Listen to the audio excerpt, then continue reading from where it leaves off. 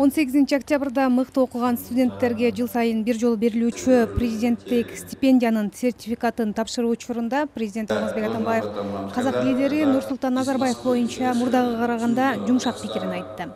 Окружение президента Назарбаева – это олигархи, казахские миллиардеры. Президент Назарбаевдин айланасында олигархтар, казак миллиардерлери.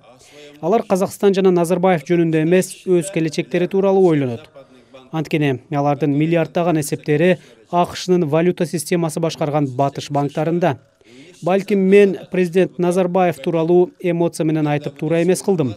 Ал менде эле ишенчээк. 10 октябрдан тарта Казакстан Кыргызстандын бийлигинин шайлоодон кийин башаламандык болушу мүмкүн деген маалыматы негиз болду деп чек арада текшерүүнү күчөткөн. 17 октябрда Кыргыз өкмөтү Казакстанды тескөө талабы менен Евразия экономикалык биримдигинин комиссиясына дүйнөлүк соода уюмуна кайрылып, макулдашуу бузулуп жатканын белгиледи.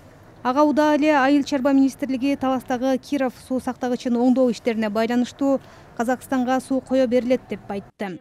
Казакстандык маалымат булактары өзгөчө кырдаалдар министрлигинин расмий өкүлү Руслан Иманкуловго шилтеме жасап, өлкө Киров сактагычынан суунун агызылышына даяр деген кабар таратты.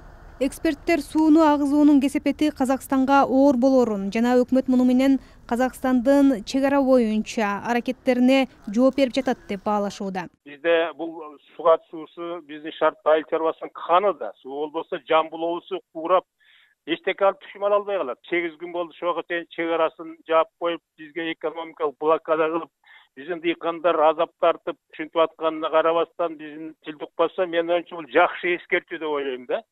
Кыргызстандын премьер-министри Сапар Исаков баштаган делегация болсо, шаршембиде кыргыз-казак мамилеси боюнча сүйлөшүү үчүн Астанага жөнөп кетти.